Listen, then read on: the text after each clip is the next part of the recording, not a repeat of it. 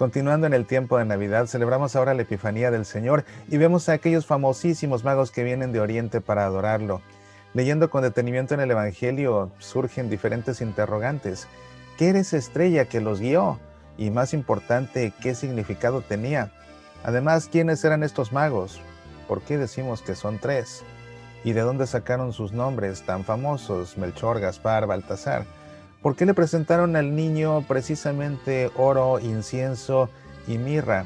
Además, una vez que llegan a Jerusalén y le preguntan a Herodes, este va con los sumos sacerdotes y con los escribas, los más grandes eruditos en cuestiones religiosas, y dándole ellos la respuesta, se quedan ahí en Jerusalén. ¿Por qué no van también a Belén a adorar a ese niño una vez que saben que ha nacido? Además, algo muy importante, el Evangelio de la infancia que presenta Mateo, a diferencia del que presenta Lucas, está centrado en San José. Sin embargo, cuando llegan los magos a adorar al niño, José no es mencionado por Mateo, solamente María lo es. ¿A qué se debe esta omisión? Todo esto y más en esta emisión de Pasión por el Evangelio.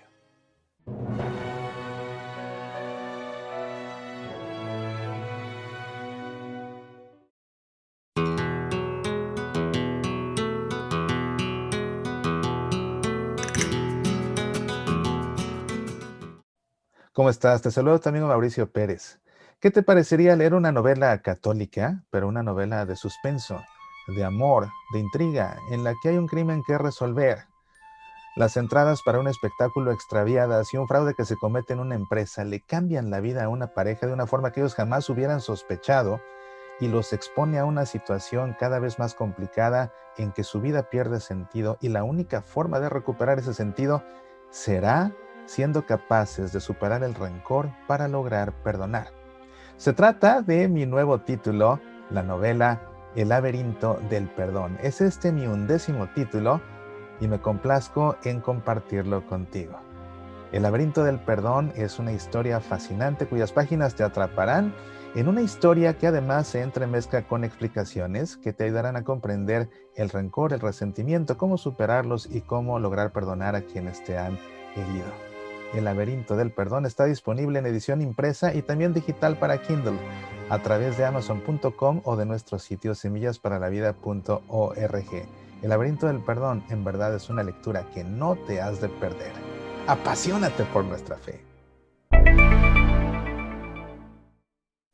Bienvenido a una emisión más de nuestro programa Pasión por el Evangelio en este canal católico en el que tienes la garantía total de que todo su contenido es fielmente católico. Es un canal por completo acorde con el magisterio de la Iglesia, apegado a la doctrina de la Iglesia, apegado a las Escrituras y por supuesto siempre fiel a nuestro Papa.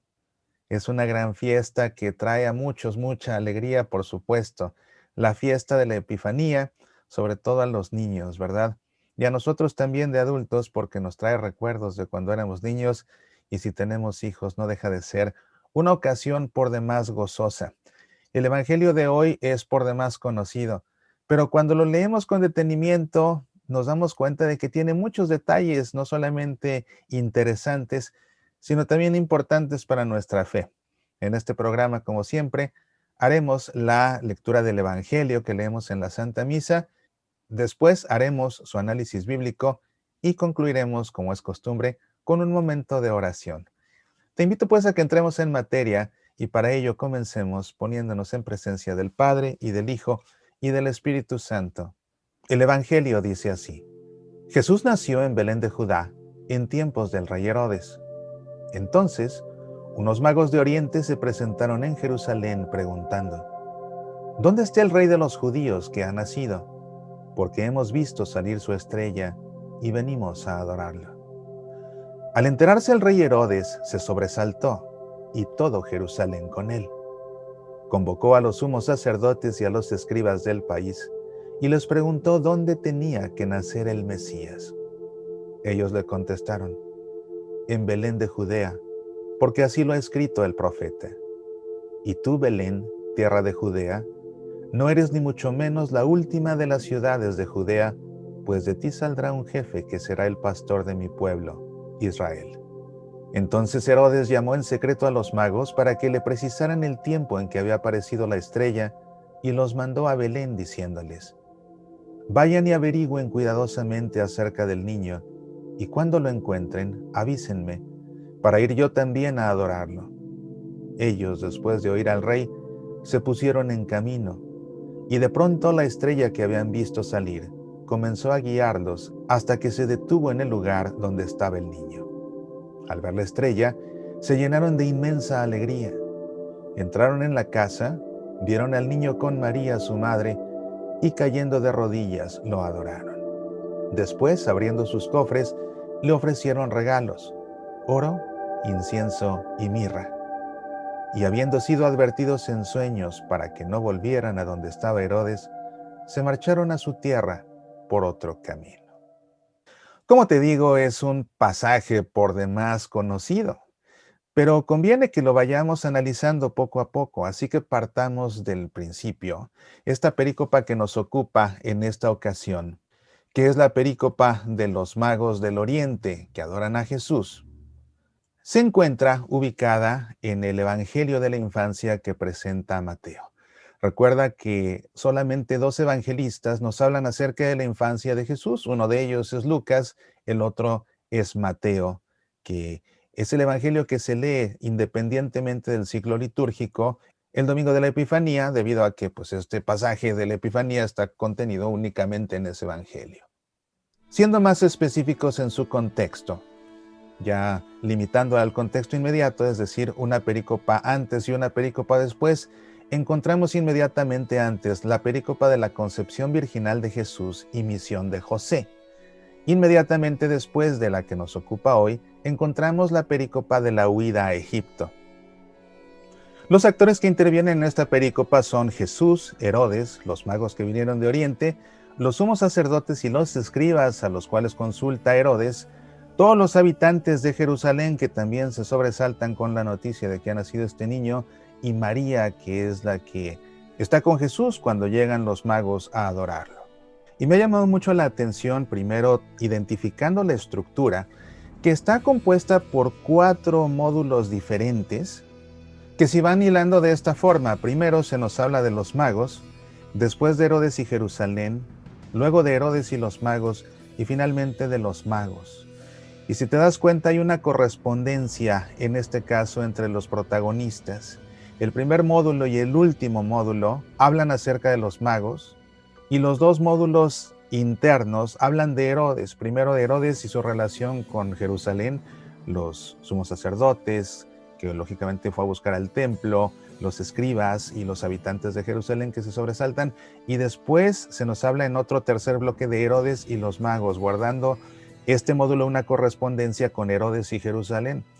De esta manera vemos que al corresponder el primer módulo con el último y el segundo con el tercero en esta forma concéntrica, nos encontramos aquí con una estructura que se llama quiasmo. Son muy populares los quiasmos en los escritos de la Biblia y a mí siempre me gusta identificarlos por diferentes razones que ya debes conocer a fondo si has visto otros programas de Pasión por el Evangelio donde te los he explicado con mucho detalle. Pero no quisiera detenerme tanto en la estructura de esta perícopa en esta ocasión, sino más bien ya comenzar a analizar versículo por versículo. Vemos que el Evangelio comienza diciendo que Jesús nació en Belén de Judea en tiempos del rey Herodes. Así comienza la perícopa que leemos en la misa, simplemente para darnos un contexto, ¿verdad? Y que tenga sentido todo lo que viene después.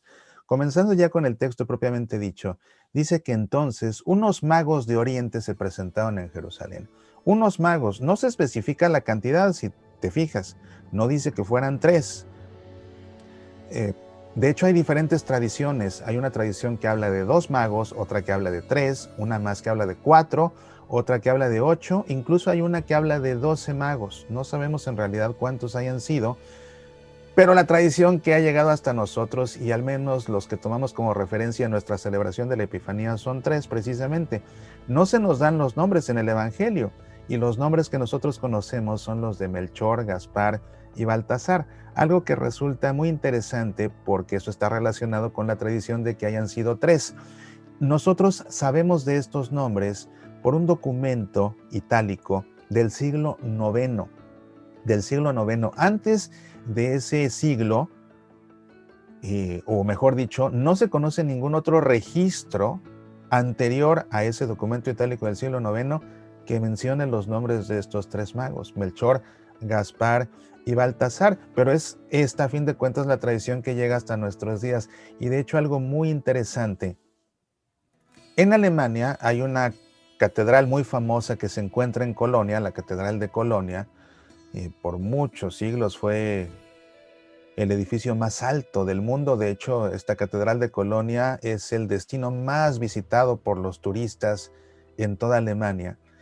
Y es que además de ser una catedral impresionante, impresionante por su tamaño, además de ser impresionantemente bella, es famosa porque esta Catedral de Colonia contiene un relicario que, según la tradición, guarda los restos de los tres magos. Se encuentran ahí los huesos de tres esqueletos casi completos, todos ellos guardados en seda. Además se encuentran algunas monedas, y lo que hace atractivo esto es que, bueno, según la tradición, ahí están las reliquias de los magos que vinieron de Oriente. Y hablando de reliquias, quiero compartir contigo una que para mí es muy entrañable, ya que estamos hablando de este tema. Es esta moneda que, por un lado, presenta la imagen de los magos, de los tres precisamente, Melchor, Gaspar y Baltasar. Y por el otro lado, muestra una imagen de la Sagrada Familia, Jesús, José y María, con el niño Dios ahí recostado en un pesebre. Y por lo que para mí resulta tan entrañable esta moneda, es porque es un obsequio que nada menos que de la Catedral de Colonia. Así que pues es un vínculo especial que tengo con esa catedral y con el relicario que contiene, según la tradición, los restos de los tres Reyes Magos, pues a través de este recuerdo, simplemente para compartirlo contigo, ya que estamos hablando de este tema. El texto en sí no dice que hayan sido reyes, simplemente dice que eran magos. Estos magos, según algunos, debieron ser sacerdotes que además se dedicaban a la astronomía y que estudiaban los astros, de hecho con un enfoque más bien astrológico, aunque ciertamente también con algo de astronomía, porque la información que ellos brindaban era empleada, por ejemplo, para cuestiones de agricultura. Aunque también es cierto que un enfoque que le daban ellos al estudio de los astros, que los hacía famosos, era correlacionar el nacimiento de los astros con el nacimiento de los reyes. De ahí que les interesara toda esta temática, y a través de los diferentes exilios y de las diferentes pues huidas del pueblo de Dios en diferentes momentos de persecución, hubo grupos que se fueron a establecer en esas regiones y que pues contaron su cultura, contaron sus tradiciones, contaron su creencia, y que estudiosos como los magos les llamó la atención. Así que esos magos estaban familiarizados con la esperanza de esos judíos de que un día iban a ser un rey, de que un día iban a ser un Mesías. Y así cuando ven ellos esta estrella, les llama mucho la atención. ¿De dónde venían? Dice el Evangelio que eran unos magos de Oriente. Algunos piensan que pudieron ser persas, otros que pudieron ser babilonios, árabes en general. Incluso hay algunos que opinan que pudieron ser esenios del Qumrán. No sabemos a ciencia cierta. Pero la importancia de estos magos es que vienen del mundo pagano. Esa es su importancia realmente. Originalmente fue revelado el nacimiento del niño Dios a los pastores que representaban al pueblo de Israel, porque a fin de cuentas el pueblo de Israel fue la nación elegida por Dios para servir como cuna para su Salvador, de manera que ellos tienen el privilegio de recibir la noticia antes que nadie, y son ellos los primeros que lo van a adorar, esos pastores en representación del pueblo de Dios. Sin embargo, Jesús no vino a salvar únicamente a ese pueblo elegido por Dios, sino que Jesús vino a salvar a toda la humanidad, incluyendo al mundo pagano. Y así es que este mundo pagano o este mundo gentil viene precisamente a ser representado por estos magos que vienen de Oriente. Ahora bien, el Evangelio habla de magos, pero no dice que hayan sido reyes. ¿Por qué nosotros pensamos o decimos que son reyes? Esto es simplemente porque el Salmo 72, en su versículo 10, dice que todos los reyes se postrarán ante él. Y de alguna forma se interpretó ese versículo del Salmo 72 como una profecía que viene a tener cumplimiento con la adoración de estos magos. Es de ahí de donde viene la idea de que estos magos hayan sido reyes, aunque según el Evangelio mismo no eran reyes, eran únicamente magos. Y nuevamente, el papel de la magia a la que ellos se dedicaban no era tanto hacer trucos de magia, era más bien hacer estudiosos de los astros. En el Antiguo Testamento únicamente encontramos otra referencia a unos magos, la encontramos en el libro del profeta Daniel, y en ese caso el papel de los magos consistía en interpretar los sueños del rey.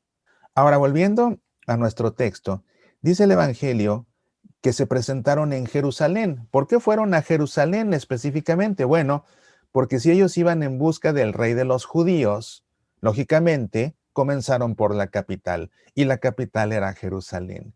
¿Y a dónde van? Pues al palacio. Por eso es que van directamente donde Herodes. Se presentaron en Jerusalén preguntando, ¿dónde está el rey de los judíos que ha nacido? Porque hemos visto salir su estrella y venimos a adorarlo. Fue precisamente ver nacer esa estrella, por eso dice, hemos visto salir, entonces vieron nacer esa estrella, lo que los motiva a ir. Claro, ellos van iluminados por el Espíritu Santo, indudablemente. ¿Qué era esa estrella? Más adelante lo veremos. Pero el caso es que llegan aquí a Jerusalén a preguntar, y cuando se entera el rey Herodes, dice el Evangelio, al enterarse el rey Herodes se sobresaltó. ¿Por qué? Porque se llenó de miedo. ¿Cómo es que ha nacido alguien que va a ser el rey? Entonces, ¿dónde quedo yo? Porque era el rey de Judea. Y para colmo, esto sucede en un periodo de la vida de Herodes en el que él atravesaba un gran delirio de persecución que 7 años antes lo había llevado a mandar matar a 2 de sus hijos, Aristóbulo y Alejandro, porque temía que ellos le fueran a arrebatar el poder. Los mandó matar 7 años antes. Pero después, 3 años después de ese suceso, él mismo, con sus manos, mató a otro de sus hijos, Antipater, por la misma razón, porque tenía miedo de que le arrebatara el poder. Entonces, cuando se entera de que ha nacido alguien que va a ser rey, se llena de miedo. Y por eso es que después va a querer matarlo. Y por eso es que después, cuando los magos no vengan a decirle dónde se encuentra ese niño, va a enviar al ejército a que acabe con todos los menores de 2 años de edad. No le importaba arrasar con todos los menores de 2 años, con tal de asegurarse de que ese rey no iba a usurpar su trono. Cosa que para alguien que se había deshecho de 3 de sus propios hijos no tiene nada de sorprendente. Dice el Evangelio que todo Jerusalén se sobresaltó con él. Es decir, la noticia de que ha nacido alguien que va a ser el rey causó gran revuelo. Y ese gran revuelo, que seguramente para algunos habrá causado inquietud, para muchos incluso alegría, pues todo eso hace que Herodes se llene más de miedo todavía, al ver que la gente está emocionada de que ha nacido alguien que va a ser el rey.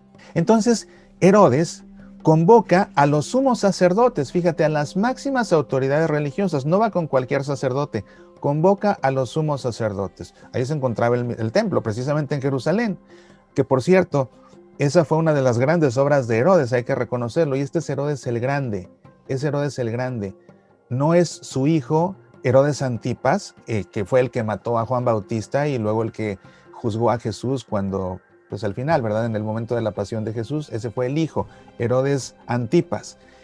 En este caso es Herodes el Grande, y este Herodes el Grande fue el que reconstruyó el gran templo de Jerusalén. Esa fue una buena obra de él. Bueno, pues ese templo que él mandó a reconstruir va a buscar a los sumos sacerdotes, a las máximas autoridades religiosas, y eso es muy importante.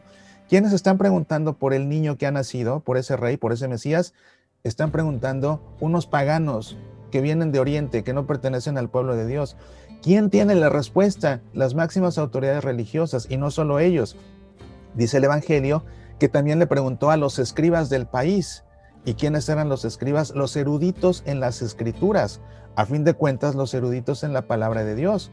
Pues resulta que entre los más grandes líderes religiosos, las más grandes autoridades religiosas y los más grandes eruditos en la palabra de Dios le dan la respuesta. Él les preguntó, ¿dónde tenía que nacer el Mesías? Ellos contestaron, en Belén de Judea, porque así lo ha escrito el profeta. Así lo ha escrito el profeta. Y esto tiene entonces muchísimo peso, porque si ellos están diciendo que así lo ha escrito el profeta, lo que están diciendo es, esta es la palabra de Dios. Y dicen entonces, Y tú, Belén, tierra de Judea, no eres ni mucho menos la última de las ciudades de Judá, pues de ti saldrá un jefe que será el pastor de mi pueblo Israel. Aquí lo que está haciendo Mateo es mezclar una profecía de Miqueas con una profecía que aparece en el segundo libro de Samuel. Las mezcla y le agrega además de su cosecha. Y es como compone la respuesta que le ofrecen estas autoridades religiosas y estos eruditos en la escritura. Pero lo importante es que dicen, así lo ha escrito el profeta. Entonces, esta respuesta que te estamos dando, Herodes, es palabra de Dios.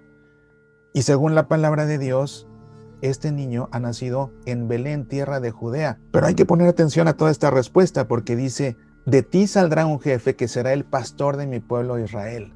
¿Por qué era tan importante Belén? Porque Belén era la tierra donde había nacido el rey David. ¿Y quién había sido David originalmente? Un pastor. Era simplemente un pastor. ¿Recuerdas la historia de cómo fue elegido cuando de una pedrada mató a Goliat el filisteo? Y bueno, pues ese pastor llegó a ser el segundo rey de Israel, sucediendo a Saúl. Pero David era un rey pastor. Y en esa ciudad santa de Belén, del linaje real de David, de la casa de David, va a nacer uno que va a ser también un rey que pastoreará a Israel. Y ese rey que pastoreará a Israel es el Mesías. Entonces de aquí le dan esta respuesta a Herodes. Pero qué interesante que las autoridades religiosas y los eruditos en la escritura tienen la respuesta y responden, y sabiendo ellos que ese niño ha nacido en Belén, se quedan ahí. Es decir, su religiosidad a la hora de la hora no les sirve de nada, porque se quedan apáticos ahí. Siendo que Belén estaba solamente a 8 kilómetros de Jerusalén. Es entonces cuando vemos un gran conocimiento de la palabra de Dios, un gran conocimiento de la escritura teórico, intelectual. Es cuando vemos entonces una vivencia religiosa únicamente de culto, únicamente de liturgia, únicamente de praxis, como en el caso de los sacerdotes, pero a fin de cuentas es estéril, porque lo que predomina en estos religiosos es la apatía total. Estando tan cerca y sabiendo que nació, ahí se quedan. ¿Y quiénes son los que siguen su camino para encontrarlo? Los que vienen del mundo pagano, los que vienen del mundo externo al pueblo elegido por Dios. Esos son los interesados y esos son los que van a llegar a costa de lo que sea. Interesante material de reflexión. Entonces Herodes llamó en secreto a los magos para que le precisaran el tiempo en que había aparecido la estrella y los mandó a Belén, diciéndoles, vayan y averigüen cuidadosamente acerca del niño y cuando lo encuentren, avísenme para ir yo también a adorarlo. Lógicamente era una mentira de Herodes, de la cual después los magos serán advertidos, pero es una mentira. Él lo que quiere es saber dónde está para acabar con él. Ellos, después de oír al rey, se pusieron en camino y de pronto la estrella que habían visto salir comenzó a guiarlos hasta que se detuvo en el lugar donde estaba el niño. ¿Qué era esa estrella? Mucho se ha estudiado sobre la estrella. Los astrónomos con sus mapas y con sus sistemas computarizados y todo esto han tratado de representar los mapas celestes, ubicándolos en aquel año posible en el que pudo haber nacido Jesús. Hay diferentes teorías, quizás una que tiene más peso que las demás es opinar que se trataba de la conjunción de dos planetas, Júpiter y Saturno, uno que para estos astrólogos representaba a los reyes por su gran tamaño Júpiter, otro que representaba al pueblo judío, Saturno, mezclando todo esto. Y fíjate qué interesante, no es que los astros rijan el destino del universo, no, sino que Dios, valiéndose de la mentalidad astrológica de aquellos magos, los ilumina para revelarles la verdad. Él se vale de esa creencia de esos magos para revelarles la verdad. Pero no vayamos a pensar que es que en efecto los astros rigen el destino del universo y de los reyes. No, no, no, es al revés. Es un vehículo aquí simplemente a través del cual Dios les comunica realmente qué es lo que está sucediendo. Pero mucho se ha pensado en el fenómeno astronómico acerca de qué pudo ser esa estrella de Belén. Sin embargo, lo que importa no es tanto ese fenómeno astronómico, sino su significado teológico. Eso es lo que verdaderamente importa. Esta estrella de Belén de la que nos habla Mateo acaba por ser un midrash, es decir, una interpretación de una escritura antigua que aparece en el libro de los Números, donde leemos lo siguiente, en el capítulo 24, oráculo del que escucha los dichos de Dios, del que conoce la ciencia del Altísimo, del que ve lo que le hace ver Sadai, del que obtiene la respuesta y se le abren los ojos. Lo veo, aunque no para ahora, lo diviso, pero no de cerca. De Jacob avanza una estrella, un cetro surge de Israel. Y en concreto, de esta primera parte del versículo 17 del capítulo 24 de los Números, que dice, de Jacob avanza una estrella, un cetro surge de Israel. Bueno, eso es lo que se desarrolla este midrash, se interpreta esa estrella del libro de los Números como esta estrella que guía a los magos ¿hacia dónde? Hacia donde nace el rey. Y al nacer ese rey, pues surge precisamente de Israel un cetro. ¿Te das cuenta? Y ese es el sentido teológico de esta estrella de Belén. Al ver la estrella, se llenaron de inmensa alegría. De hecho, se usa un superlativo en griego y resulta muy importante porque esta inmensa alegría contrasta con la apatía religiosa de los sumos sacerdotes y de los escribas. ¿Te das cuenta? Esta inmensa alegría es la alegría del mundo pagano por el nacimiento del Salvador. En esta Epifanía precisamente Jesús se manifiesta como el Rey de todos, no solamente de los judíos, sino también de los gentiles, de los del pueblo de Dios y de los de fuera, porque este Rey ha venido a salvarnos a todos, absolutamente a todos. Y así es que este mundo no judío se llena de una inmensa alegría a través de esa gran alegría de la cual se llenan estos magos.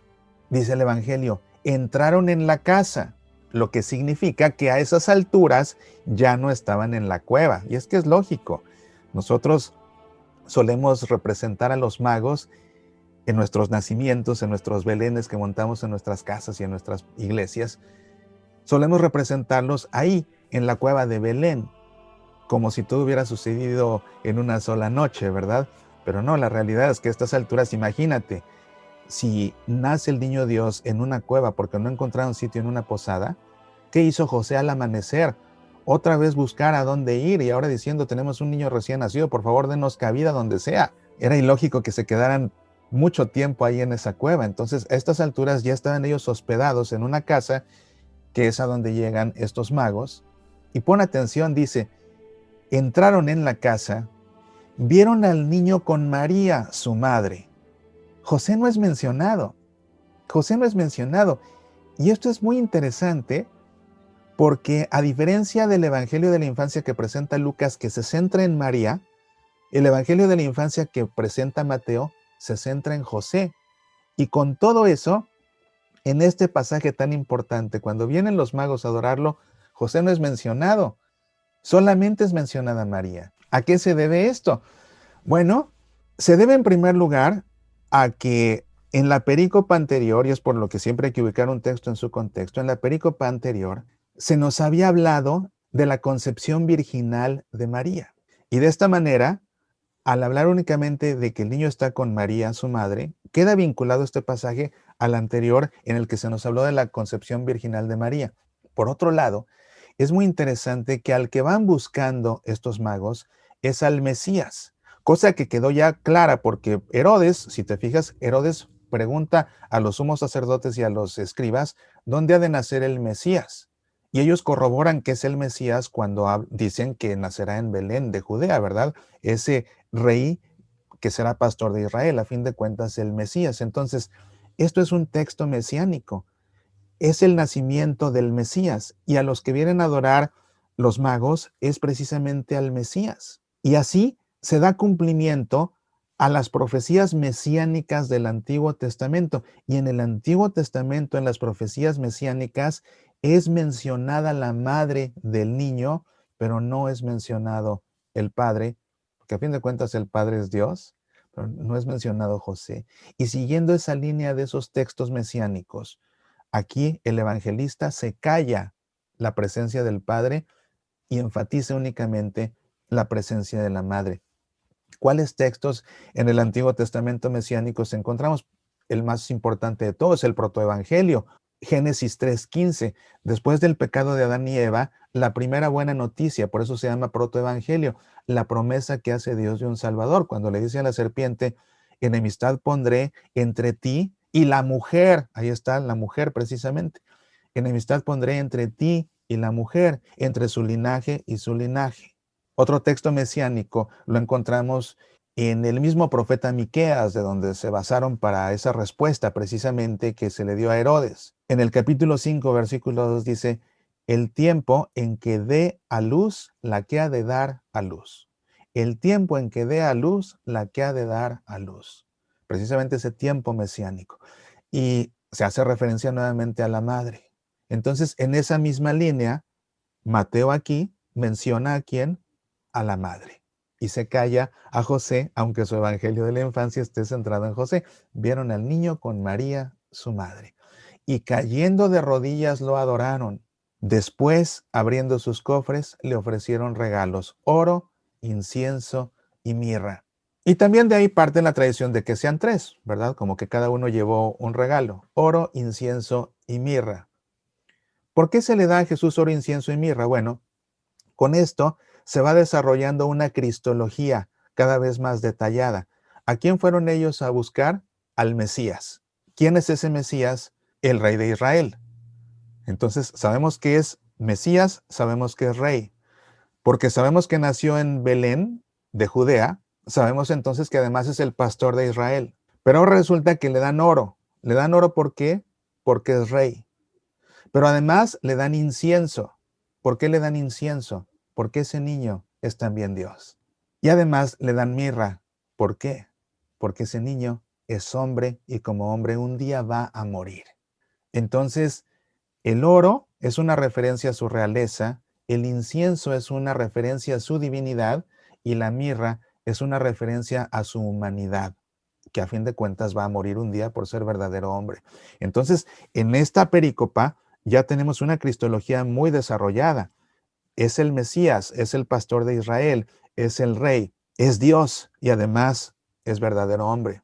Pero también se puede entender este oro, este incienso y esta mirra en tres de los ministerios de Jesús. El oro es obvio siempre.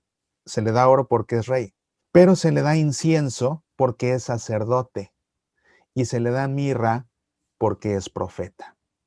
Entonces, como ves, en esta perícopa hay una cristología verdaderamente rica y abundante. El Mesías, el pastor de Israel, el rey de Israel, que es Dios, que es verdadero hombre y que además de ser rey es sacerdote y es profeta.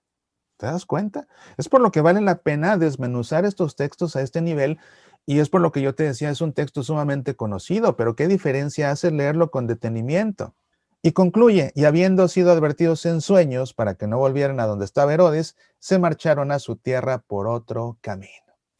Pues bien, aquí está el análisis de este texto que yo espero que te ayude a comprender mucho mejor este hermosísimo texto de todos muy bien conocido, pero seguramente que ahora tú lo sabes mejor que tus amigos porque comprendes ahora sí todo lo que este texto quiere comunicar de principio a fin.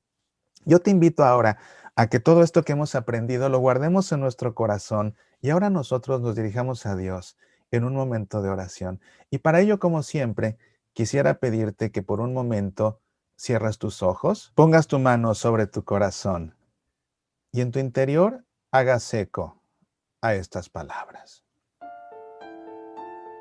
Niño Dios, que has nacido en Belén, como los magos que han venido de Oriente, venimos también a adorarte.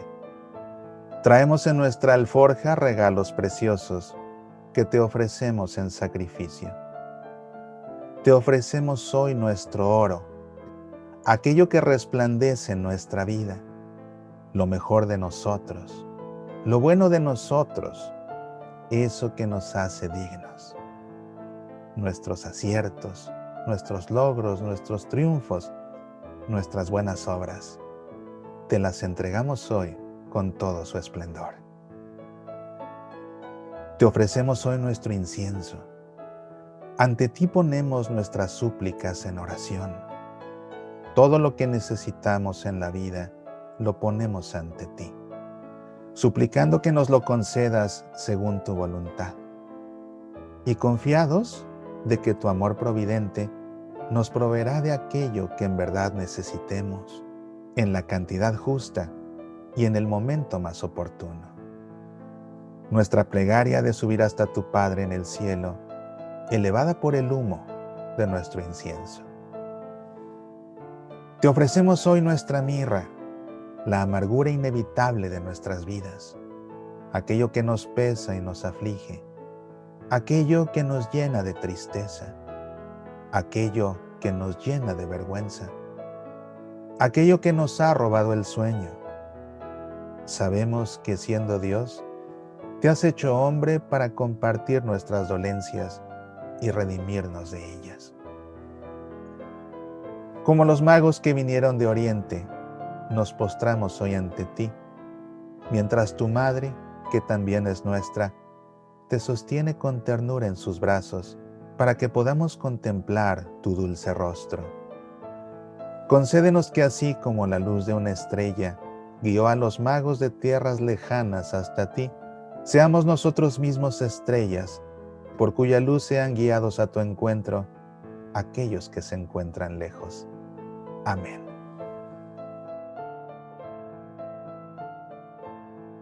En el nombre del Padre, y del Hijo, y del Espíritu Santo. Amén.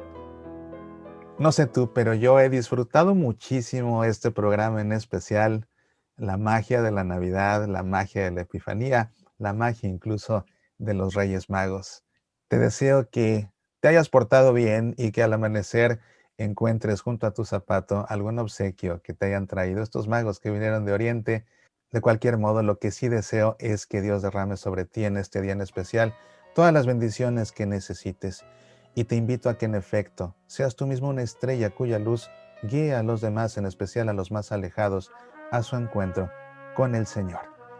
Con el favor de Dios, nos vemos aquí la próxima semana para seguir aprendiendo acerca del Evangelio. Recuerda que entre semana tenemos una cita todos los días a través de mi programa Semillas para la Vida, que puedes escuchar en tu estación de radio católica favorita o a través de nuestra página semillasparalavida.org o a través de YouTube mismo o a través de Spotify o de Apple Podcasts o incluso de Amazon Prime Audio. También estamos en TuneIn Radio, Semillas para la Vida. Te espero aquí la próxima semana con el favor de Dios. Apasionate por nuestra fe.